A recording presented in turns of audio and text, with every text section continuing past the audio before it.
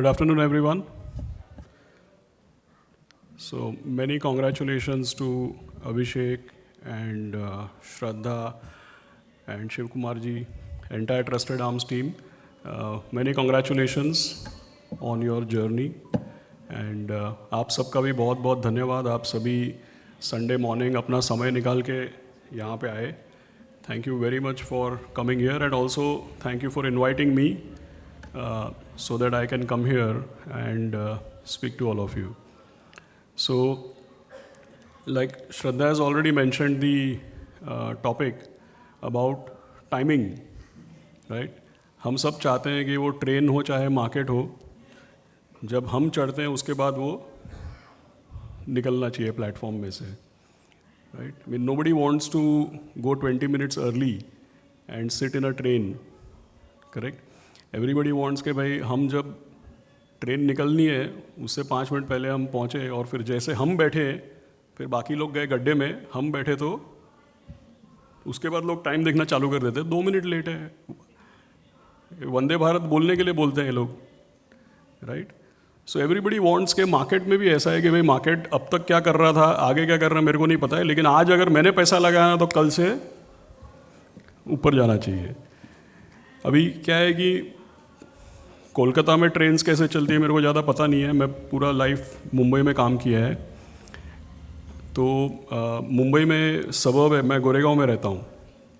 I am one of those few people who was born in Goregaon, still lives in Goregaon, right? So यहाँ पे होता होगा, मुंबई में ऐसा नहीं होता एक्चुअली, राइट? सो सुबह सुबह है ना, my office used to be in a place called Ballard Pier, which is a little bit like Calcutta, because अभी भी वहाँ पे ब्रिटिश बिल्डिंग्स है. So I used to work in Ballard Estate, right? And I had to, morning में I had to take a train from Goregaon to Churchgate. And then from Churchgate, we have to take a bus or we have to walk 15-20 minutes to reach Ballard Estate, right? So क्या होता था कि सुबह को anyway 6 बजे उठना, ready होके Goregaon station पे जाना, ट्रेन पकड़ना, ये सब मुश्किल काम है. और गोरेगांव ऐसा चीज़ है, ऐसा सबर्ब है जहाँ पे फास्ट ट्रेन नहीं रुकती थी. Meaning that if a train is coming from Virar, how many of you traveled in local train in Mumbai? Some लोग, very good.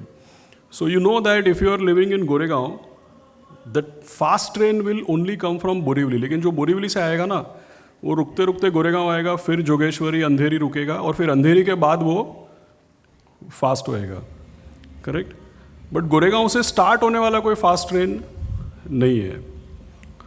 तो अगर आपको गोरेगांव से ज़्यादातर you will get a slow train. अभी स्लो ट्रेन में 55 मिनट लगेगा और फास्ट ट्रेन में 40 से 45 मिनट लगेगा. तो जितने लोग सुबह को 7:30 और 7:30 बजे का अगर फास्ट ट्रेन मिस हो गया तो 7:50 का मिस हो गया तो 8:10, ऐसा सब थोड़ा प्रॉब्लम था. So basically what you want कि भाई मैं स्टेशन पे पहुंचूं, उधर मेरे को फास्ट ट्रेन मिले तो मैं 40 मिनट में चर्च गेट पहुंच जाऊं, ऐसा था. तो क्या है कि ये परफेक्ट टाइमिंग की चेष्टा करना थोड़ा डिफ़िकल्ट हो रहा था, करेक्ट? एंड वो फास्ट ट्रेन में अगर आप चढ़ भी गए ना, तो अभी श्रद्धा ने बोला कि 28 ईयर्स का या 27 ईयर्स का मेरा करियर है. अगर मैं रोज़ इंसिस्ट करता ना कि मेरे को फास्ट ट्रेन में ही चढ़ना है, तो पता नहीं मुंबई में बहुत हादसे होते हैं. 28 ईयर्स का करियर शायद पता नहीं होता कि नहीं होता, राइट? सो ये टाइमिंग को लेकर के ना बहुत अर्ली इन लाइफ मेरे को सीखने को मिला कि भाई ऐसा करो, अगर फास्ट ट्रेन पकड़ना है तो ऐसा करो कि थोड़ा 15 मिनट जल्दी उठो और गोरेगांव में वो 2nd नंबर या 4th नंबर के प्लेटफॉर्म के बजाय 1st नंबर के प्लेटफॉर्म पे जाओ. पहले तो वो ट्रेन पकड़ो जो उल्टा बोरीवली जा रहा है, correct? So you sit in the train which is going to Borivali, because you know for a fact कि जो ट्रेन बोरीवली जाएगा वो बोरीवली में रुकेगा. अल्टीमेटली तो सब ट्रेन को जाना चर्च गेट ही है, correct? So after some months of struggle, I started going early, sitting in a train which was going opposite direction. उसका क्या फ़ायदा है पता है? बोरीवली में पूरा ट्रेन खाली हो जाएगा, फिर आप जो भी अपने को पसंद है वो खिड़की आप चुन लो, बैठ के ultimately that train is going to go to Churchgate. तो वैसा सेम चीज़ एक यूट्यूब इन्फ्लुएंसर ने भी थोड़े टाइम पहले बोला था कि इंसान हो या निफ्टी, जाना तो उसको ऊपर ही है। तो वैसा मेरे को ट्रेन के बारे में भी सीखने को मिला था कि फास्ट ट्रेन हो या स्लो ट्रेन हो, अल्टीमेटली तो चर्च गेट जाने वाला है, करेक्ट। तो ये परफेक्ट टाइमिंग का जिद नहीं करके अपन ही 15 मिनट जल्दी चले जाते हैं। आपको मालूम है कि मैं यहाँ पे ट्रेन का और ये सब का बात करने को तो आया नहीं हूँ, right. So topic is still very much that, but the thing is that कि कोई भी चीज़ हो ना लाइफ में, whether it is business, whether it is your marriage, whether it is investing. जैसे मैंने मैरिज बोला, कुछ लोग ने बोला कि हाँ टाइमिंग गलत हुआ है करके। तो so whether it is business, whether it is life, whether it is investing, मैं रुकता हूँ 2 मिनट, आप हंस लो। कुछ लोग मतलब बाजू में देख के बोल रहे हंसने है कि नहीं हंसने का अभी। See I can crack such jokes because my wife is in Mumbai and she is not watching, correct. So whether it is life, whether it is business, whether it's your marriage, whether it is your investing, don't insist on any perfect timing. ऐसा कोई perfect timing है नहीं actually. अगर perfect timing करेंगे तो लटकते लटकते, जो ट्रेन ऑलरेडी मोमेंटम में है उसमें आप घुसने का ट्राई कर रहे हैं, पैर फिसल के गिरने का चांस है, राइट। तो ऐसा बोलते मुंबई में चलती गाड़ी में नहीं चढ़ने का। तो इसीलिए I learn very early in life कि जो गाड़ी उल्टा जा रहा है, और वैसे भी बहुत लोग बोलते हैं ना कॉन्ट्रा इन्वेस्टिंग करो, जो कोई नहीं कर रहा है वो करो। जैसे I give you another example of this timing related matter. You know world's most famous investor mister Buffett, Kalpen ने भी जिसके बारे में मेंशन किया, what is the most famous statement which is attributed to mister Buffett? The most famous statement attributed to Mr. Buffett is that be greedy when others are fearful and be fearful when others are greedy. Has everybody heard this statement? सबने सुना है? नहीं, अभिषेक आपने सुना है, आप पीछे देखो कितने लोग ने सुना है। Be greedy when, so I'll repeat this statement, okay? And then I'll ask you a very difficult question, so listen carefully. I'm going to repeat the statement and then I'm going to ask you a very difficult question, so please listen carefully. It says, be greedy when others are fearful and be fearful when others are greedy. समझ गया? ये statement में सबसे important word कौन सा है? Greedy, फिर grid and fear. The most important word is others, correct. Because क्या बोला गया है कि जो मतलब जो अदर्स का इमोशन है, अपना इमोशन उसके विपरीत होना चाहिए। और मतलब जब आपकी बीवी बहुत गुस्सा है तो आपको शांत होना चाहिए, right. Anyway, I am not talking about that, that is also true. So basic, Kalpen is my senior, he is more experienced. No, it is actually true.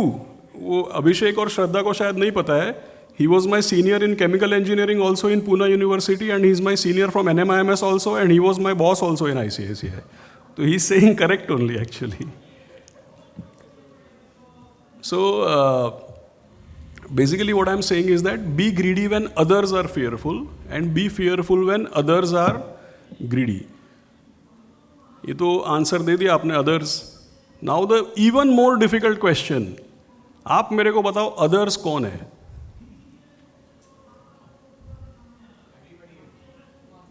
Everybody else मतलब?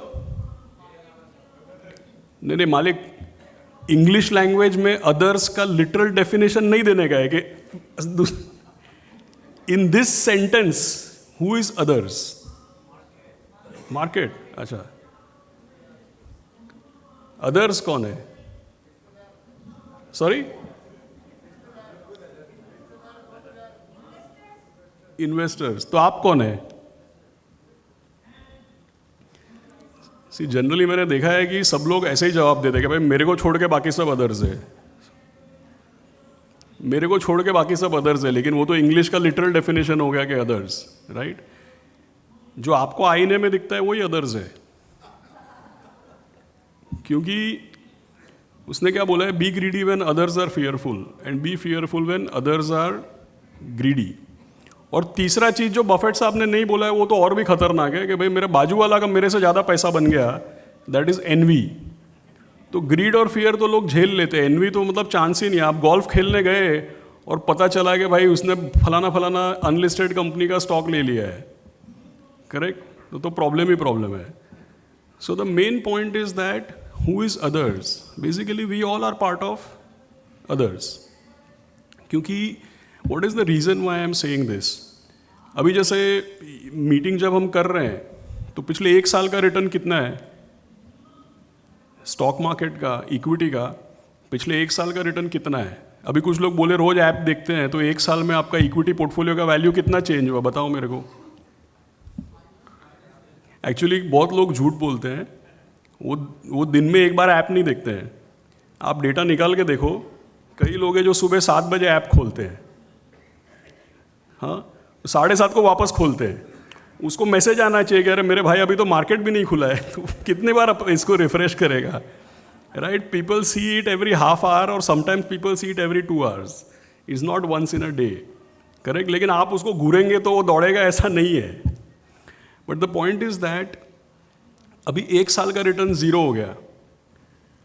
1 साल का रिटर्न जब 0 होता है ना, तब लोगों को ख्याल आता है कि अरे गोल्ड ले लेते तो अच्छा होता, अरे अभी बैंक में रहने देते तो अच्छा होता, राइट? तो वो परफेक्ट टाइमिंग की चेष्टा कर रहे हैं आप। लेकिन कभी कभी क्या है, ये ट्रेन भी थोड़ा पहले रिवर्स जाके फिर आगे जाता है, correct. It's very very normal. और ऐसे टाइम पे लोगों को ख्याल आता है कि अरे यार पिछले साल अगर हम गोल्ड में डाल देते तो कैसा होता, पिछले साल अगर हम फिक्स डिपॉजिट में पैसा रख देते तो कैसा होता। ऐसे सब ख्याल ऐसे टाइम पे आने लगते हैं। अगर 6 महीना मार्केट और ऐसा चलेगा ना, तो यू विल फील कि यार अभी कुछ करना पड़ेगा मेरे को, I have to take matters in my hands and now I have to do something, correct. और 6 महीना ऐसा चलेगा ना, तो आपका पेशेंस एकदम बोलेगा ये तो कमाल हो गया यार, राइट। ये लोग बोलते हैं कि हर साल 15% कंपाउंड रेट देता है, 1.5 साल निकल गया 15% नहीं आया है, 0 हो गया, नेगेटिव हो गया। That is when you really start feeling कि भाई अभी कुछ करना पड़ेगा मेरे को, right. And then you start saying अच्छा ये बेच दो, ये बेच दो, ये बेच दो, वो ले लो, ऐसा सब आपको ख्याल आने लगता है। अभी देर इज़ अनदर फ्रेज जो इंग्लिश में there is a proverb, I don't know whether it's a proverb और अ फ्रेज, ऐसा समझो कि मैंने बोल दिया है।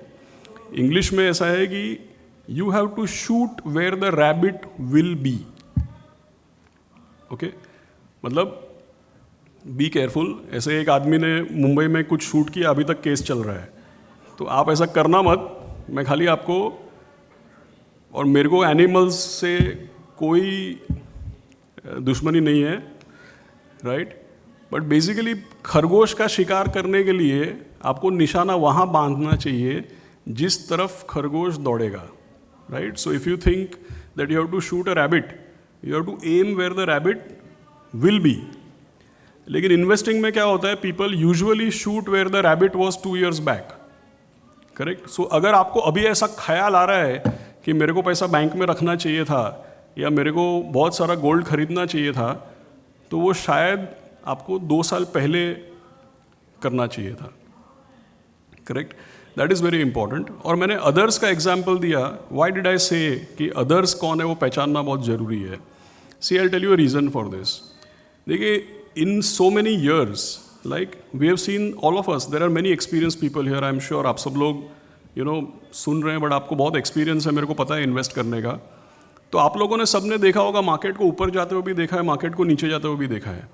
लेकिन हम में से किसी ने मार्केट को बहुत समय तक कहीं नहीं जाते हुए नहीं देखा है, right. That is when you really start losing patience.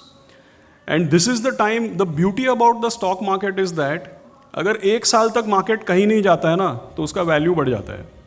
क्योंकि अब देखो, पिछले 1 साल में अगर आप निफ्टी को फॉलो करते हैं, तो निफ्टी 26,200 से लेकर के 24,500 या जो भी, so Nifty is about 7-8% down. In 1 year कंपनियों का मुनाफा जो है वो 8 से 10% बढ़ गया। मतलब वो तो इंडेक्स का बढ़ा, अपने पोर्टफोलियोज का देखेंगे तो 12-13% मुनाफा बढ़ गया है। तो स्टॉक मार्केट का ब्यूटी क्या है कि 1 साल अगर मार्केट चेंज नहीं होता है तो आपको लगता है कि ये कुछ नहीं कर रहा है। समझो ये बिल्डिंग है, बिल्डिंग का वैल्यू 100 crores है और इसका साल का रेंट आता है 8 करोड़। अभी अगले साल से आपको रेंट आने लग गया 10 करोड़। आप बेचने जाएंगे तो तुरंत 100 करोड़ का बोली लगेगा कि नहीं लगेगा मेरे को पता नहीं है, लेकिन बिल्डिंग का वैल्यू ज़रूर बढ़ गया है, राइट। थोड़ा रुकेंगे, थोड़ा मेहनत करेंगे तो 100 में नहीं, ऊपर के भाव में ही बिकेगा, because the rental has actually gone up. So in 1 year, if the market doesn't move, generally it becomes cheap by 12 to 15%. And second point is that in this 1 year, liquidity has gone up, interest rates have also gone down. So if the market doesn't do anything for 1 year, it may not do anything for another 3 to 6 months, but that is when your patience will get tested. And when your patience gets tested, and finally जब आप decide करेंगे ना कि मैं गलत जगह में हूँ, मैं निकल जाता हूँ, उसके बाद मार्केट ऊपर जाएगा. वैसे ही होता है always, right? Because market will go up after the last guy has stopped selling. It is always marginal ना. When there are more buyers than sellers, then the market starts to go up. When maximum people lose their patience, right, and they finish their selling, then little bit of buying can actually take the market up. That is how it always works, right? So basic point is that ये जो बोलते हैं ना कि market हर long term average, कल्पन ने बताया 13%, 14%, 15%, तो ऐसा देखा गया है कि औसतन हर 5 साल में तो इंडेक्स पैसा डबल करता है. लेकिन कहीं पे भी कंपाउंडेड एनुअल ग्रोथ रेट, या मैंने हिंदी में बोला औसतन, या हम बोलते हैं ऑन एन एवरेज, इसमें आप ये ध्यान रखिए कि भाई तेजी में 3-4 साल में होता है और ख़राब समय में 7-8 साल में होता है. हर 5 साल में मतलब market is not fix deposit के 14 आएगा. It will be sometimes 20, sometimes -12, then right. तो क्या होता है कि जब +20 होता है तभी तो सब लोग को लगता है हम लोग का अमृत काल आने वाला है, करेक्ट. लेकिन -14 होता है तभी पूरा हिसाब बिल्कुल गड़बड़ हो जाता है. नाउ इसका जो सबसे स्टार्क एग्जाम्पल हमने कब देखा मालूम है? Let's say in March 2020. What happened in March 2020? मैंने बोला ना कि be greedy when others are fearful, तो we should demonstrate that concept, right. March 2020 में in about 1 month index fell 38%, right, Covid के समय में. अभी क्या हमने मार्केट को गिरते हुए देखा है, लेकिन 2000 से 2003 भी मार्केट धीमे धीमे गिर रहा था. 2010-11 से 13 तक गिर रहा था, 2008 से 2009 तक गिर रहा था. We have seen market falling many times, but we have rarely ever seen it falling 40% in 1 month. Okay, now when will the price of something fall 40% in 1 month? आप सोचो कि किसी चीज़ का दाम एक महीना में 40% कैसे गिर सकता है जब there are only sellers, there are no buyers. और ये तो इंडेक्स 40% गिरा, कई कंपनियों के शेयर 70% गिरे थे, right? When will the price of something fall 50, 60, 70% in a span of 3 to 4 weeks? That is when either there are no buyers, or the buyers are buying very sparingly, or the sellers are overwhelming the buyers, right? तो basically ऐसा माहौल है कि भाई जो भाव मिले बेच के यहाँ से निकलो. Like हिंदी में वो मूवी आया था ना, there was a movie called इस रात की सुबह नहीं, right? कि मतलब अभी अगर आप, और ऐसा जब होता है ना तो लोग टीवी खोल के देखते हैं. तो अगर आप ऐसे टाइम में डरे हुए हैं, आप अपने एडवाइज़र को पूछते हैं, आप न्यूज़पेपर भी रोज़ एकदम ध्यान से पढ़ते हैं, पूरे टाइम टीवी, नॉर्मली टीवी का वॉल्यूम बंद होता है लोगों के ऑफिस में, ऐसे टाइम पे लोग टीवी भी खोल के देखते हैं. अभी ऐसे टाइम पे जब मार्केट 40% डाउन है और कोविड चल रहा है, तो बेचारा जो टीवी पे आएगा वो भी क्या बोलेगा? वो लोगों को और डराता है. वो क्या बोलता है? अरे आपको मालूम है 1918 में स्पेनिश फ्लू आया था, 5 लाख लोग चले गए. 1992 में सूरत में प्लेग आया था. 2003 में साउथ एशिया में सार्स वायरस आया था. ऐसे ही सब एग्जाम्पल आएगा. आमतौर पे वैक्सीन का ईजाद करने में 10 साल लगता है, राइट. ऐसा होएगा तो बैंकें डूब जाएंगी, काफ़ी बिजनेसेस बंद हो जाएंगे, ऐसे सब बात होता है. माहौल ऐसा बन जाता है. तो 40% गिर गया, ऐसा आप टीवी खोल के देखेंगे माहौल भी ऐसा ही है. मतलब मोटा मोटी आपको ऐसा बताया जा रहा है कि अभी हम लोग ही डायनासोर है, इधर सब ये खत्म होने वाला है. तभी 40% गिरेगा ना कि भाई जो भाव मिले ले के यहाँ से निकलो, correct. So this is in March 2020. Now just fast, you forward it by just 18 months. Okay, you come to September 2021, October 2021. फिर क्या हुआ? March 2020 में जहाँ तक मेरे को पता है निफ्टी went to 8,700.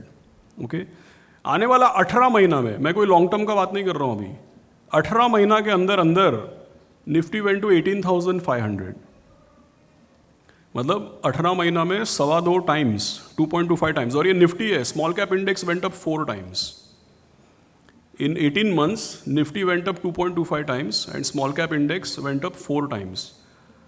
अभी आप फिर से टीवी खोल के देखेंगे, आजू बाजू में बात करेंगे, अखबार पढ़ेंगे, तो जो टीवी में वो बोल रहा है कि अभी हम लोग का तो भाई क्या हो गया, मार्केट न्यू हाई बना रहा है, तो बोलेगा हम लोग का अमृत काल आने वाला है।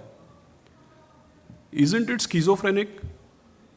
मतलब कि भाई अभी तुम बोल रहे थे कि दुनिया खत्म हो जाएगा, सब डायनासोर बन जाएंगे, अभी तुम बोल रहे हो कि हमारा अमृत काल आने वाला है। 18 महीने के अंदर अंदर पूरा चेंज हो गया। Why I am telling you this is, you know why, you understand one thing.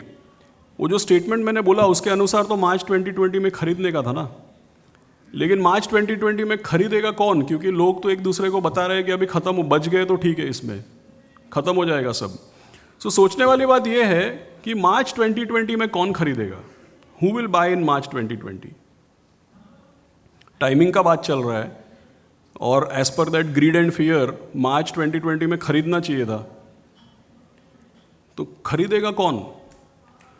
वो ही खरीद सकता है। See, the only person who can buy in March 2020 will be somebody जिसको ऐसा नहीं कि डर नहीं लगता है, बोले करेक्ट है, ये कोविड ये सब डरने वाला चीज़ है, माहौल ख़राब लग रहा है, बात सही है, बट जिसके दिमाग में एक खिड़की थोड़ा खुला रहेगा कि भाई ये सब खराब लग रहा है, डरावना है, बात सही है, लेकिन दुनिया का हिस्ट्री क्या बताता है? दुनिया का हिस्ट्री ये बताता है कि हम हज़ारों साल में कभी डायनासोर नहीं बने। दुनिया का हिस्ट्री ये बताता है कि मनुष्य जो है वो जुगाड़ू होता है। Human beings are entrepreneurial in nature. तो माहौल ऐसा लग रहा है कि हम लोग बन सकते हैं डायनासोर, लेकिन हिस्ट्री बताता है कि हम लोग अब तक बने नहीं। तो जो थोड़ा सा ओपन माइंडेड है वही खरीद सकता है ना। और अब 18 महीने के बाद देखो, अक्टूबर 2021 आ गया। आपको पता है 18,500 अक्टूबर 2021 में था, जून 2022 में 15,000 हो गया था Nifty. So after going to a new high it fell nearly 20%। अब आप समझो अक्टूबर 2021 में जब सब लोग बोल रहे हैं हमारा अमृत काल आने वाला है, तभी प्रॉफिट कौन बुक करेगा? कौन प्रॉफिट बुक करेगा? वही करेगा ना जिसको पता है कि हाँ ये बात सही बोल रहे हैं, अमृत काल आने वाला है, करेक्ट है, सब बढ़िया लग रहा है, लेकिन जिसके दिमाग में एक थोड़ा खिड़की खुला है कि भाई बराबर है अमृत काल आने वाला है, लेकिन गवर्नमेंट भी 2047 बोल रही है, कल सुबह तो नहीं आने वाला है ना, करेक्ट। सो ये जो टाइमिंग का बात हो रहा है ना, अव्वल तो ये पॉसिबल नहीं है लोगों के लिए, और दूसरा अगर कोई चाहता है ना कि टाइमिंग करे, तो मुंबई में उसको बोलते उल्टा खोपड़ी का आदमी होना चाहिए। You have to be really somebody who is a maverick, और you have to be really somebody जो वाकई में अदर्स में शामिल नहीं है। जनरली हमारे साथ क्या होता है, ये स्टेटमेंट हमारे फ़ोन में बहुत लोगों ने स्क्रीन सेवर में लगाया, ऑफिस के सॉफ्ट बोर्ड में लगाया, लैपटॉप में लगाया, 50 बार प्रेजेंटेशन में देखा, ये स्टेटमेंट सबको मालूम है, लेकिन जब क्रंच टाइम आता है ना, सब लोग अदर्स में जाके शामिल हो जाते हैं, इसीलिए उसको अदर्स बोलते हैं। So either you are somebody who is emotionally and mentally so tough that you are not part of others. आप वाकई में एज अ मैवरिक आप वाकई में कुछ उल्टा कर सकते हैं।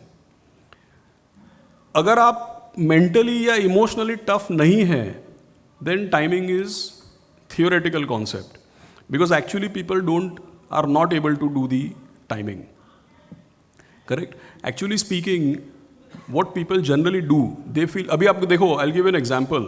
When market falls 10-15% and if Abhishek says we should invest, what most people will say, यार अभी बहुत गिर रहा है, थोड़ा रुक जाते हैं। Is that the normal thing? Correct? अब रुक जाओगे means that you are not somebody who is a contrarian. I'll give you another example. पिछले, and I'm not talking about you, I'm talking about others, don't feel bad. I'm talking about others, not talking about you. आपको पता है पिछले एक साल में पूरा जो म्यूचुअल फंड इंडस्ट्री है, इसमें 60 से 70% पैसा केवल small cap, mid cap, sector fund और थीमेटिक फंड में गया है। और सेक्टर फंड और थीमेटिक फंड आपको क्या लगता है कौन से में गया होगा? It is defence, energy, railway, PSU, infrastructure, those kinds of things. अगर कोई इतना टाइमिंग की चेष्टा करता है, अगर कोई वाकई में टाइमिंग करना चाहता है, और मुंबई के भाषा में वाकई में अगर किसी का उल्टा खोपड़ी है, तो उसको कौन सा सेक्टर खरीदना चाहिए था? आप मेरे को बताओ, पिछले साल मतलब 2024 में जब energy, defence, railway, PSU, infrastructure ये सब बात हो रहा था, तो पिछले साल which was the top performing sector? Does anybody know? In 2024 which was the top performing sector? It was pharma. Do you know this year, अभी पिछले थोड़े दिनों में कुछ चेंज हुआ है, but do you know this year which was the best performing sector till last few days? अभी change हुआ है मेरे को पता है, but till recently which was the best performing sector in 2025? It was private sector banks. देखिए defence का कैसा है, लास्ट ईयर पीक हुआ, फिर गिरा 50%, फिर some strange reason India Pakistan का जब ये हुआ तो डिफेंस के स्टॉक्स चलने लगे. अरे वो थोड़ी उधर, मतलब उधर वो किराने का दुकान थोड़ी है कि जब वॉर चल रहा है तभी खरीदने जाएगा वहाँ से, राइट? तो ऐसे सेंटिमेंटली कुछ भी चलने लगता है. But in reality, so what happens is that if you are somebody who is interested in timing, आपका वाकई में दिमाग वहाँ चलना चाहिए जहाँ पे किसी का नहीं चलता है, और वो नॉर्मली लोगों से नहीं हो पाता है, right? And I tell you the reason why it's not happening. See, अभी I will not repeat, but 2-3 things I want to tell you, and in the next few minutes ना, जितना भी इंफॉर्मेशन मैं आपको दिखाऊंगा, ये सारा का सारा information is basically only Nifty and Sensex, same data presented in different ways. Okay, so you know what this chart is telling you. ये चार्ट बताता है कि हमारे देश का जो, जिसको हम बोलते हैं nominal GDP growth in last 32 years, ये 1992 से है. अगर आप नीचे देखेंगे ना, it says March 93 till March 2025. So March 93 meaning it is FY93 to FY25, which is 32 years. Okay. What this shows is that in 32 years, India's nominal GDP growth is 12.4 or 12.5% compounded. Okay. We are blessed to be in a country जहाँ पे आर्थिक व्यवस्था में जो इजाफा होता है वो बड़ी बड़ी लिस्टेड कंपनियों के मुनाफे में भी आपको दिखता है. Economic growth translates into growth of corporate profits. So 12.4% nominal GDP growth है, एंड लगभग 12-13% सेंसेक्स की कंपनियों का अर्निंग पर शेयर भी ग्रो हुआ है. एंड सेंसेक्स भी स्टैटिक नहीं है, it's a basket of companies that also keeps changing to reflect economic conditions. Correct? तो जिस रफ्तार पे जीडीपी ग्रोथ हुआ है उसी रफ्तार पे कंपनियों का मुनाफा ग्रो हुआ है, और लगभग उसी रफ्तार पे सेंसेक्स का भी ग्रोथ हुआ है. तो Sensex has compounded almost 12% plus dividend yield. आप मोटा मोटी समझो कि 14% कंपाउंडेड सेंसेक्स का ग्रोथ हुआ है. तो basically this is what tells you that औसतन हर 5 साल में सेंसेक्स ने पैसा डबल किया है. करेक्ट? औसतन इसलिए बोला क्योंकि अच्छे समय में या तेजी में 3-4 साल में होता है, और बीच में 2-3 साल जब खराब आते हैं तो 6-7-8 साल भी लग सकता है. So sometimes it grows at 17-18%, sometimes it grows at 10-12%, but 32-year history is about 14%. Also keep in mind, ये 14% कब आया पता है? जब गवर्नमेंट का बोरोइंग रेट 8% था, इन्फ्लेशन रेट 6% था. करेक्ट? अब गवर्नमेंट का बोरोइंग रेट 6% हो गया, इन्फ्लेशन 3% हो गया है. सो वो 14-15 के बजाय आगे जाकर के थोड़ा कम, मतलब real return is the same, but nominal headline return might actually, क्योंकि क्या है, देखिए, अगर गवर्नमेंट 8% में बोरो करती है तो आपको इक्विटी में 14-15% आ सकता है, लेकिन गवर्नमेंट 6% में बोरो करती है. जब risk free rate is 6%, you know, your home loan rate is 7.8, correct? So when all interest rates are low, inflation is low, then equity return will also, but that is besides the point. In 32 years, market has doubled on an average every 5 years. तो मतलब कुछ नहीं करते. तो आप लोगों ने TV में या सॉरी यूट्यूब में 5 स्टार का एडवर्टाइजमेंट देखा है? 5 star chocolate, have you seen the advertisement? मैं आपको बताता हूँ क्विकली. वो एडवर्टाइजमेंट में क्या होता है, एक दादी अम्मा होती है, उनको चलने फिरने की तकलीफ होती है, तो काफ़ी मुश्किल से वो चलती है, तो उनके पास वॉकिंग स्टिक होती है, छड़ी होती है. तो एडवर्टाइजमेंट में ऐसा दिखाया गया है कि वो आके एक बेंच पे बैठती है, और जैसे बेंच पे बैठती है तो अपनी छड़ी रखती है, तो वो छड़ी जाके थोड़ा दूर उनसे फिसल के छड़ी गिर जाती है. अब वहाँ पास में एक मे बी नौजवान लड़का होता है, वो 5 स्टार चॉकलेट खा रहा होता है.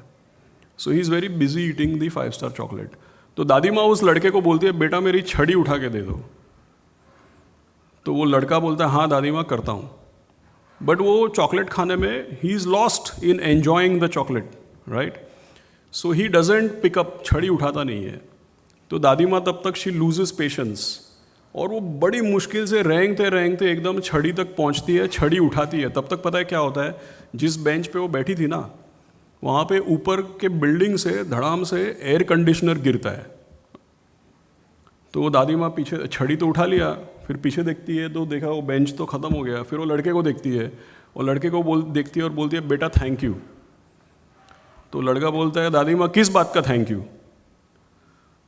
तो वो दादी माँ बोलती है बेटा कुछ नहीं करने का थैंक यू। समझा? मैं 5 स्टार का बात करने नहीं आया हूँ। अभी अभिषेक आपको है ना हर 6 महीना में 5 स्टार भेजेगा, तो समझ जाना क्या बोला मैंने। क्योंकि हम लोगों का मार्केट में कुछ नहीं करने पे मार्केट पैसा डबल करता है 5 साल में। कितने लोग का पैसा ऐसे अमूमन 5 साल में डबल होता है, बताओ मेरे को। कितने लोग ऐसे हैं जिसका 5 साल में पैसा डबल हो जाता है? 1 2 3, और भी थोड़े लोग का होता होगा, इतना ख़राब नहीं है, लेकिन फिर भी 5 स्टार रिसीव कर लेना, आप, कोई प्रॉब्लम नहीं है। But the point is that it's not that easy. हर 5 साल में मार्केट ने डबल किया है, वो ऐसा ये चार्ट दिखाता है, लेकिन ये चार्ट मैं आपको अलग तरीके से दिखाता हूँ। देखिए अभी ये क्या है, डेली चार्ट है ये। अभी नॉर्मली अभी क्या है, जैसे सब लोगों का सबसे बड़ा प्रॉब्लम क्या है कि ट्रम्प साहब ने टैरिफ लगा दिया है, correct? So what happens is that right now the hot topic is, Trump साहब ने अभी तक टैरिफ लगाया है, तो of course gems and jewellery, textiles, some electronics, negative impact होगा उस पर, right? Then some people are saying नहीं नहीं ये सब ऐसे आर्ग्यूमेंट है, नेगोशिएशन है, ये हट जाएगा। कुछ लोग ऐसा जब हम मीटिंग्स में जाते हैं ना तो पूछते हैं कि क्या करूं, मैं पोर्टफोलियो बेच दूं, अभी ये तो ख़राब लग रहा है। अभी पहले तो आप एक चीज़ समझो, अगर आपने 5 साल पहले समझो 2.5 करोड़ रुपया डाला है ना, तो उसका वैल्यू आज 5 करोड़ के ऊपर है। ट्रम्प साहब का एक ट्वीट देख के अगर आप अपना 5 करोड़ का पोर्टफोलियो बेच दोगे ना, तो आपका 2.5 करोड़ का कैपिटल गेन आएगा। वो 2.5 करोड़ का कैपिटल गेन पे 30 लाख रुपए का आपको टैक्स लगेगा। इसको मुंबई में क्या बोलते हैं मालूम है? खाया पिया कुछ नहीं, ग्लास फोड़ा 12 आना, राइट? तो ऐसा सब ट्वीट देख के आप बेच नहीं सकते हो पोर्टफोलियो। और दूसरा चीज़ मैं आपको बोलता हूँ, 1971 was the worst scenario of India and US relationship. It was the worst, absolute enemy मतलब, राइट? तो 1971 में US president was Mr Nixon and secretary of state was Henry Kissinger and our prime minister was Mrs Indira Gandhi. तो Richard Nixon और Henry Kissinger India के बारे में क्या सोचते थे, मिसेस गांधी के बारे में क्या सोचते थे, और इंडिया को किस तरीके से धमकाते थे, राइट? वो सब बहुत साल पहले, मतलब 4 दीवारी के अंदर जो हुआ वो किसी को पता नहीं था। फिर 30-40 साल के बाद दोस फाइल्स गॉट डीक्लासिफाइड, फिर वो सब कॉन्वर्सेशन सामने आया, तो लोगों को पता चला कि अरे बाप रे ऐसा इतना खराब। ओके ओके, अभी कैसा हो रहा है मालूम है? 4 दीवारी के अंदर जो हो रहा है ना, वो 4 दीवारी के अंदर मतलब सब खिड़की खुला है और आप ऐसे बैठ के देख रहे हो उसको, क्या बात कर रहे हैं लोग, करेक्ट? तो वो डिस्कशन में से बाहर आके वो ट्वीट कर रहे हैं, वो भी आप पढ़ रहे हैं, अरे बाप रे ऐसा बोला। फिर कोई बोल रहा है 4 बार साहब ने 4 बार उसका फ़ोन नहीं उठाया, तो आपको चिंता हो रहा है, अरे भाई फ़ोन उठा ले इसका, कमाल कर रहा है यार, करेक्ट? फिर कल सब खुश हो गए क्योंकि साहब ने रिप्लाई कर दिया कि yes I agree we have good relations. तो अभी क्या करेंगे? आपने तो पिछले हफ्ते बेच दिया अपना पोर्टफोलियो, 30 लाख रुपए का आपको कैपिटल गेन लग गया। अभी आप सोमवार को खरीदेंगे 3% ऊपर, और आप खरीदेंगे फिर नीचे जाएगा मार्केट, तो कैसे 5 साल में डबल होएगा? नहीं होएगा ना, चांस ही नहीं है। बिकॉज हम लोग क्या है, बहुत टैलेंटेड लोग हैं, we are all very very talented people, correct? So see this is, ये सेम चार्ट है, ये ब्लू लाइन है ना, ये ब्लू लाइन और ये इधर का ग्रीन लाइन दोनों सेम है। ये ब्लू लाइन मंथ एंड पे प्लॉट किया है, और ये ग्रीन लाइन है ये डेली चार्ट है।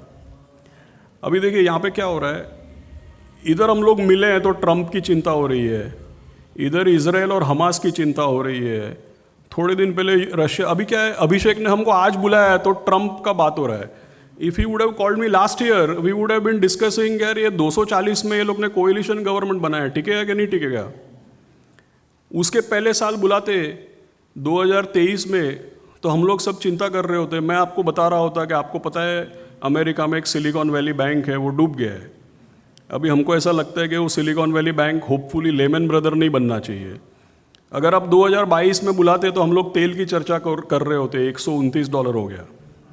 अगर आप 2021 के एंड में बुलाते तो हम लोग चाइना के टेक सेक्टर की चिंता कर रहे होते, कह रहे जैक मा हाउस अरेस्ट में है, क्या हो गया उसको।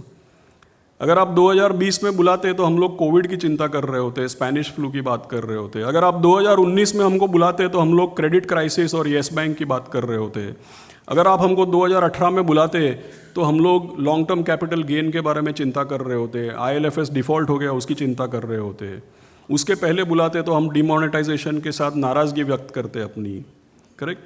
तो क्या है, ये रोज का सर्कस है, लंबे अरसे में ऐसा चलता है। और अगर हम लोग ऐसा हर साल, मतलब हम लोग हर हफ्ते, मतलब हर every 3 months we can do meeting, topic का कमी नहीं है। और क्या होता है मार्केट में, आप देखो टीवी खोल के देखोगे ना, एकदम सफ़ेद शर्ट, सिल्क टाई और इटालियन सूट पहन के सब IIT IIM इतना इंटेलिजेंट बात करता है, आपको लगेगा कि बॉस ये मार्केट का बात नहीं करता तो ये रॉकेट ही चला रहा होता है अभी एक्चुअली, करेक्ट। बट आप एक चीज़ समझो कि पिछला 20 साल में है ना, पिछला 20 साल में कम से कम 2 से 3 बार ऐसा हुआ है कि अर्थशास्त्र का जो नोबेल प्राइज़ है वो ह्यूमन बिहेवियर स्टडी करने वाले को दिया गया है। Can you believe it? Did you know this or no? See, let me spend a minute on this because it's a massive contradiction. It's a humongous contradiction. If you haven't realized, let me explain it to you. आपको और हमको जो school और college में अर्थशास्त्र या economics पढ़ा है ना, उसका एक फाउंडिंग अज़म, देखिए बहुत सारे यहाँ पे the best chartered accountants are from Calcutta. तो मैं आपको एग्जाम्पल देता हूँ। आपको जो अकाउंट्स पढ़ाते हैं, अकाउंट्स का पहला क्लास में 11वीं में बता देते हैं कि अकाउंट्स बनाने के लिए फाउंडिंग अजम्पशन क्या होता है। What is the founding assumption in accounting? That it will B A going concern. Correct है ना? जितना लोग ठीक से पढ़ाई किया उसको समझ में आया मैं क्या बोल रहा हूँ। It's a going concern. ऐसा आपको याद है कि नहीं पता नहीं है। इकोनॉमिक्स का फाउंडिंग अजम्पशन क्या है मालूम है? That human beings are rational and logical. मतलब a human being as a unit of the economy will always do what is most optimal, most convenient, most easy and most beneficial for मनुष्य हमेशा अपने हित में ही काम करता है। उसका प्रमाण कैसे मिलता है आपको अर्थशास्त्र में? क्योंकि आपको बताया जाता है that when price goes down, demand will go up and when price goes up, demand will go down. That is the basic assumption of economics, that human beings are rational and logical. ये assumption है। आप मेरे को बताओ, वाकई में ऐसा होता है क्या? किसी चीज़ का दाम नीचे जाएगा तो डिमांड ऊपर जाएगा, ऐसा होता है कभी? ऐसा शेयर बाजार में होता है क्या? होता है कि नहीं होता है? आपका गोल्ड में और सोने चांदी के जवाहरात आप खरीदते हो, इतने डायमंड्स और ऑर्नामेंट्स खरीदते हो, अभी डायमंड का दाम नीचे जा रहा है, डिमांड ऊपर जा रहा है क्या उसका? आपके रोलेक्स की घड़ी में होता है क्या ऐसा? आपके मर्सिडीज़ और लैंड रोवर में होता है क्या? जमीन खरीदने जाते हैं उसमें ऐसा होता है क्या? Most of the things in life which you really own और बाय, उसमें दाम नीचे जाने से डिमांड ऊपर नहीं जाता है, कभी नहीं होता है ऐसा। तो 50-60 पहले कुछ लोगों को ऐसा अजम्पशन करके हमको इकोनॉमिक्स पढ़ाने के लिए नोबेल प्राइज़ मिला था कि human beings are rational and logical. अभी पिछले 20 साल में पहले वाले ने गलत बोला था, वो बोलने का किसी को नोबेल प्राइज़ मिला है। That human beings are emotional and psychological. So क्या होता है कि ऐसा चार्ट देखेंगे तो आपको लगेगा बहुत आसान है, और आप टीवी देखेंगे तो लोग ऐसा कॉम्प्लिकेटेड बात करते हैं, आपको लगता है सबसे इंटेलिजेंट आदमी है ये, करेक्ट। बट हकीकत क्या है कि मार्केट में पैसा बनाने के लिए जितना आपको मैथमेटिक्स और जितना आपको साइंस बताया जाता है उतना it's not so much of maths and science, it is a lot more about psychology, emotions and behaviour. इसीलिए इकोनॉमिक्स का Nobel prize human psychology study करने वाले को दिया है, because people have realised that lot of economic outcomes are not because of the laws of economics, lot of economic outcomes are because of the way people choose to behave और respond और react to the economy. Economy के बहुत सारे outcomes लोगों के behaviour से influence होते हैं, इकोनॉमिक्स के लॉज से नहीं होते हैं। राइट? जैसे फिजिक्स है, फिजिक्स में क्या सिखाया गया है? इसको लात मारेगा तो आपको पैर में लगेगा. Economics is not physics. आपको जो स्कूल में सिखाया गया है ना, that economics assumes that economics is like physics, that it is a science, but it's a social science, it is not a science. Correct? So same way ऐसा दिखता है ना, मैथ्स ये पूरा मैथमेटिक्स है. अकॉर्डिंग टू दिस मैथमेटिक्स तो आपका पैसा हर 5 साल में डबल होना चाहिए था. बट वॉट दिस शोज के इतना परफेक्ट मैथमेटिक्स नहीं है, क्योंकि हर 6 महीना 1 साल में आपके इमोशंस आपके बाहर आते हैं. एंड दैट इज वाई इतना दिग्गज आदमी, बफेट साहब ने भी मोस्ट फेमस स्टेटमेंट जो किया है वो मैथ्स पे नहीं है, उसका मैथ्स या इकोनॉमिक्स पे नहीं है, इमोशन पे स्टेटमेंट दिया है. Right? So what happens in all of these scenarios is that your emotion is what prevents you from the doubling of your money. According to maths हर 5 साल में होना चाहिए, but because of the emotion actually होता नहीं है. Correct? And I'll give you a simple example of this. अब सब लोग, everybody has been on a roller coaster. आप गए रहेंगे ना रोलर कोस्टर में, like of course. जब रोलर कोस्टर ऊपर जा रहा होता है तभी आपका कैसा इमोशन होता है? ऊपर जा रहा है. How do you feel when the roller coaster is going up? You feel relaxed. As it goes higher and higher, how do you feel? You feel excited, you feel ecstatic. If you are with your wife और your partner, you will say, you know, बढ़िया decision लिया, साल में एक बार आना चाहिए. It's so beautiful. Right? अगर आप हांगकांग के डिज्नी में, तो ऐसा दरिया दिखेगा आपको सामने. फिर आप देखेंगे नीचे जाके वो राइड में जाएंगे, उधर खाना खाएंगे, खुश है. मतलब आप, you are holding your partner's hand, you are feeling that, you know, great thing, thank you, हम लोग यहाँ पे आए आपकी वजह से, बढ़िया है. करेक्ट? अभी जब सबसे ज़्यादा आप खुश होते हैं, मतलब आपका ध्यान ऐसा, मतलब हवा चल रही है, you feel nice, cool breeze, when you are most happy, उसके बाद क्या होता है? उसके बाद स्टार्ट्स गोइंग डाउन. उसके बाद आपका इमोशन क्या होता है? अरे तुम्हारी वजह से आया मैं, मेरे को लाने का नहीं है, मेरे को सख्त नफरत है रोलर कोस्टर वगैरह से, अपन ही पैसा दे रहे, अपना पानी पानी हो रहा है. That's how you will, right? And when it is going down, तो अभिषेक कैन अंडरस्टैंड दिस, बिकॉज क्या होता है, जब भी निफ्टी 26,000 में होता है ना, तो अभिषेक सबको बोलता है कि ना थोड़ा आपका रिटर्न एक्सपेक्टेशन कम होना चाहिए. सब बोलता है तू बहुत ठंडा आदमी है, स्मॉल कैप में पैसा लगा, चलो स्मॉल कैप में लगाओ. करेक्ट? जब भी गिर जाएगा मार्केट, वो बोलेगा अभी पैसा दो, तो बोले रुको, और नीचे जाएगा. अभी जब when the roller coaster is going down, what is your emotion? You feel कि अरे भाई ये रुकेगा नहीं तो धरती फाड़ के अंदर चला जाएगा, और ये रुकेगा तो मैं निकलेगा, इसके बाद कभी नहीं आएगा, मेरे को दूसरे पर लाना मत इधर. Right? That is your emotion. When you are at the height of fear, के मतलब अभी तो बस धरती फटेगी और ये गया, उसके बाद क्या होता है? एट द वर्स्ट पॉइंट, उसके बाद क्या होता है? It again goes up. Correct? लेकिन पता है, जितना भी मैथमेटिक्स है, अगर ह्यूमन बीइंग्स इतने रैशनल और लॉजिकल होते, तो ऊपर में वो बोलते हैं ना, अरे ज़्यादा खुश होने का जरूरत नहीं है, अभी घुसेगा नीचे. राइट? और जब नीचे जा रहा है तो ह्यूमन बीइंग्स को ऐसा करना चाहिए था ना, वाओ अभी ऊपर जाने वाला है. नहीं ना, ऊपर में खुश रहते हैं, नीचे में दुखी रहते हैं. तो ये सब टाइमिंग वाइमिंग किसी के बस का एक्चुअली है नहीं. It's just nice to be theoretical, but when that roller coaster is going down. और दूसरा प्रॉब्लम क्या है मालूम है? मैं आपको और एक चीज पूछता हूं. समझो कि जहां पे जितने रिच लोग हैं, my sense is that you are around 50. Correct? Most of the, I know Abhishek's clients are all rich, but I assume that you are approximately in the average age of about 50. It looks like 60. I am just being nice to you. Say yes. यार मतलब. I am 50. चलो 50. अभी मेरे को बताओ कि आप लोग समझो 20-25 साल से बहुत मेहनत कर रहे हो, और आपने एक पर्टिकुलर कॉर्पस अब तक सेव किया है, और वो निवेश किया हुआ है आपने. अब मार्केट गिरता है ना, समझो कि आपने 20 करोड़ रुपए निवेश किया हुआ है अब तक पूरा जमा करके, या जो भी आपका 20 होगा, 30 होगा, 50 होगा, 100 होगा, इट डिपेंड्स. राइट? तो समझो कि आपने 20 करोड़ रुपए एग्जाम्पल लगाया, मेरे को पता नहीं, it could be 50, but just take a number. Okay? अगर ऊपर है तो प्लीज, मतलब don't blame me for it, maybe it is 50, I don't know. जब मार्केट गिरता है तो वो 20 करोड़ या जो भी आपने लगाया है उसकी आपको चिंता होती है ना, अरे यार ये तो कल तक 20 था, अभी चलो 18 हो गया. Now I have a question for you. Assuming you are running a business, assuming you are working, 50 साल के उम्र तक आपने जितना कमाया और जितना निवेशित किया वो पूंजी का वैल्यू है समझो 20 करोड़ रुपया इक्विटी में.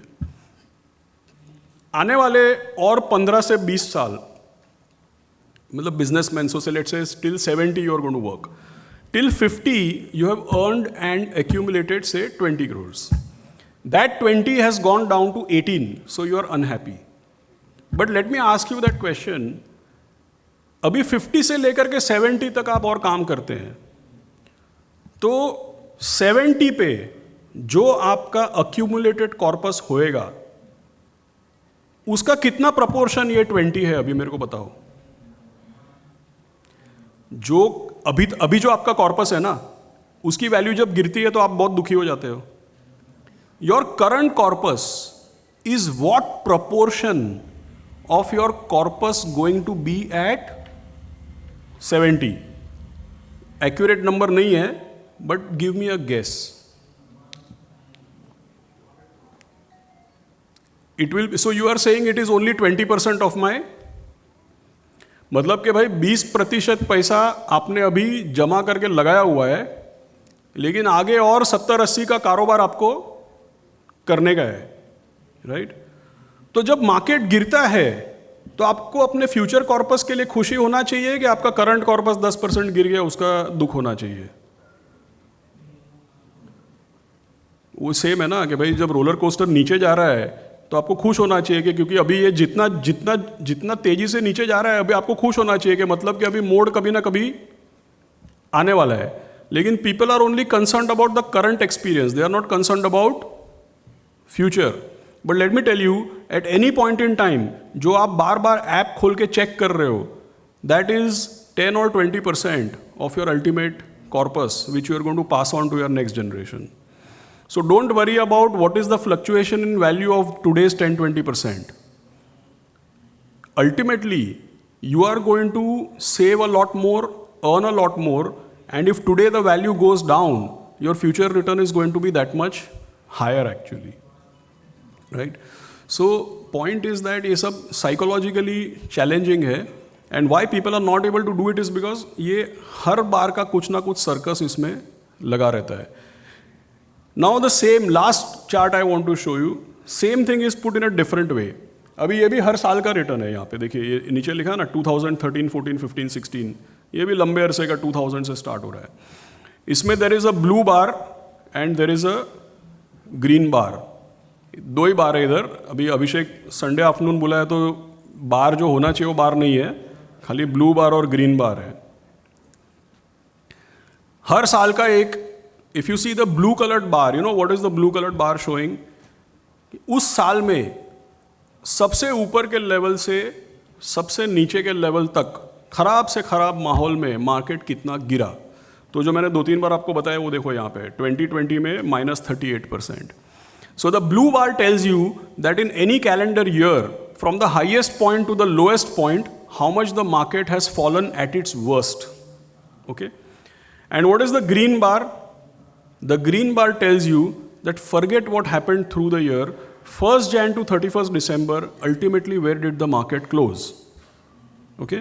So ये डेटा क्या दिखाता है आपको पता है कि हर साल अपने ऊपर के लेवल से एक बार मार्केट 15 से 20% गिरता ही है.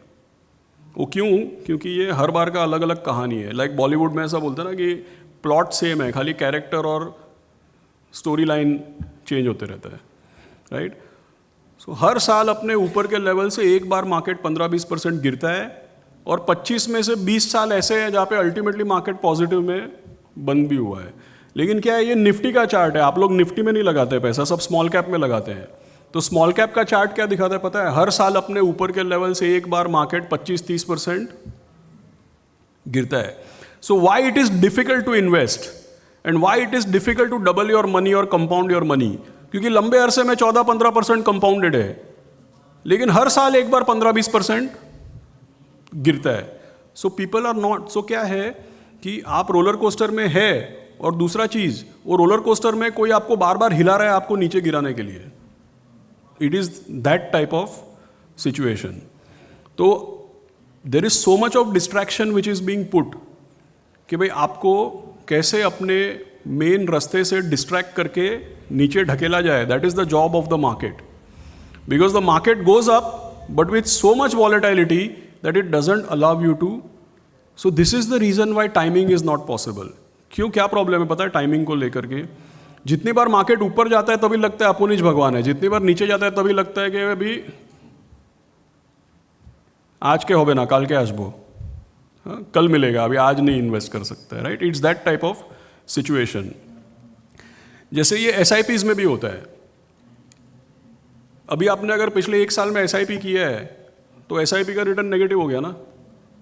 सो अभी क्या होगा, people will say stop the SIP, अभी SIP नहीं करना है. Like Abhishek said it's a big milestone, right? He is investing for all of you 5 crores every month. But generally what happens is that if you started investing 5 lakhs every month, in last 1 year you have invested 60 lakhs. If you see to the date, the value of that 60 lakhs might be negative or might be 60. So you will think, अबे 1 साल से 5-5 लाख डाल रहे हैं, 60 लाख हो गया, अभी तक 60 लाख का वैल्यू 60 लाख है. तो फिर क्या होएगा, बोलेंगे रुक जाते हैं, ऊपर जाएगा बाद में देखेंगे. But do you no one thing, I will ask you a riddle. Okay, I'll ask you a riddle. Let's say there is Abhishek and me. We both start an SIP. Okay? When he starts, we both have started SIP for 10 years. Kalpen is our advisor. He has told us that both of you do an SIP for 10 years. So we both do an SIP for 10 years. फिर 5 years के बाद, मतलब हम लोग रोज रोज app check कर रहे हैं, लेकिन वो टफ मास्टर है, वो बोला 5 साल के बाद मिलेंगे. After 5 years, he calls Abhishek and he calls me, both of us, and he says, दिखाओ अपना पोर्टफोलियो क्या हुआ. So Abhishek goes नाचते गाते and says, बॉस ब्रिलियंट, क्या आपने एडवाइस दिया है. मैंने ना 5-5 लाख करते करते पिछले 5 साल में 3 करोड़ रुपए लगाया. क्या बढ़िया एडवाइस दिया आपने, 3 करोड़ का वैल्यू 8 करोड़ हो गया. So Abhishek is very, very happy. He feels Kalpen is God and he gives him, great compliments. Very, very happy. And मैंने भी उतना पैसा लगाया, हर महीने 5 लाख कर रहा हूँ मैं, राइट? मैंने भी 5 साल में 3 करोड़ रुपया जमा किया है. मेरा वैल्यू है 3.5 करोड़ रुपया. तो मैं उसको बोलेगा, अरे क्या कमाल है यार, मतलब क्या कर दिया ये, तो बैंक में रखते अच्छा होता, आपने क्या एडवाइस दे दिया, मेरा तो सत्यानाश हो गया ये तो. So at the end of 5 years, Abhishek is very happy. I am very, very unhappy. He says boss double करते हैं एंड आई से बंद करो इसको, ये नहीं चलेगा. But कल्पेन says that no, you also continue as it is. Ashish, you also continue as it is. So we both obediently listen to him and we go away. He said अभी 10 साल के बाद मिलेंगे. अभी हम लोग दोनों कल्पेन को 10 साल के बाद मिलते हैं, SIP कंटिन्यू करते हैं, दोनों 10 साल के बाद मिलते हैं. आपको क्या लगता है 10 साल के बाद कौन खुश होएगा और कौन कम खुश होएगा? दोनों खुश होएगा. लेकिन मैंने मैडम आपको पहले ही बताया था कि बाजू वाले का पैसा अगर ज़्यादा बन गया ना तो फिर वैल्यू नहीं दिखता है. तो कौन खुश होएगा आप वो बताओ. मैं तो बोलता हूँ कौन खुश होएगा और कौन कम खुश होएगा नहीं, कौन खुश होएगा और कौन नाराज होएगा, आप बताओ. Who will be happier eight the end of 10 years? Sir is saying that I will be happier. It is true. See, when Kalpen was making presentation, he said that कि जब मार्केट गिरता है तो NAV गिरता है. तो जब market गिरता है तो समझो कि मेरा पहले 5 साल में बहुत ही खराब रिटर्न आया, मतलब रिटर्न नहीं आया. इसका क्या मतलब है कि NAV नहीं चला, राइट? NAV ऊपर नहीं गया. मैं भी 5-5 लाख डालते जा रहा हूँ, NAV नहीं चल रहा है. इसका क्या मतलब है कि every time I put 5 lakh rupees, I am collecting more units. Okay. And when Abhishek is putting money, उसका पहले ही 3 करोड़ का 6-7 करोड़ पहले हो गया. इसका क्या मतलब है कि NAV ऑलरेडी चल गई तो यूनिट्स कम आए. अभी second half of the journey में क्या होएगा, समझो मार्केट चला तो इनका कम यूनिट्स पे अप्रिसिएशन आएगा और मेरा ज़्यादा यूनिट्स पे NAV ऊपर जाएगा.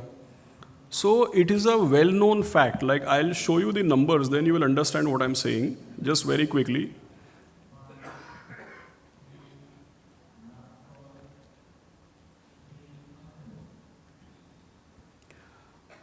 Y I am telling you this is because अभी जो मार्केट का सिनेरियो है ना, उसमें सब लोगों को डाउट आएगा कि मैं SIP क्यों किया है.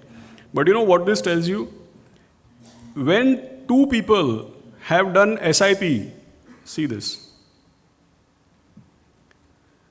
what it shows, जिसका पहले 5 साल में 8% से कम रिटर्न आया ना, उसका टोटल 10 साल में 18% कंपाउंडेड आता है. और जिसका पहले 5 साल में 8% से ज़्यादा आया ना, उसका टोटल 10 years में 14.8 आता है. That is why we always say that if you are doing an SIP, slow start is a good start. But ऐसे माहौल में क्या होता है, अभी जो पिछले 1-1.5 साल का माहौल है, उसमें क्या होता है, people start the SIP, 26,000 Nifty में सबको SIP करने का है. बट जैसे 24,000 होएगा ना, तो एवरीबडी विल से. इसलिए मैंने इसके पहले भी आपको एग्जाम्पल दिया that if you are 50 years old and you are worried about your current corpus going down, you should rather be excited about the future corpus you are going to make. Because any investment you make, slow start is always a good start. Right? So these are few basics I wanted to share with you. Thank you very much for listening me out. But before I go, last thing you please remember. अगर आपको कुछ भी याद नहीं है तो एक चीज़ आप याद रखिएगा जो मैंने बोला था कि इकोनॉमिक्स का नोबेल प्राइज़ भी ह्यूमन साइकोलॉजी स्टडी करने वाले को दिया जाता है. बिकॉज शेयर मार्केट और इकोनॉमिक्स का जो आप निवेश करते हैं ना, उसमें जितना गणित लोग बताते हैं उतना गणित है नहीं. गणित कम है, अपना इमोशनल कंट्रोल और अपना साइकोलॉजी, हाउ आप अदर्स में शामिल ना होएं, those are the more important things that you should keep in mind. Thank you very much for listening me out. Thank you.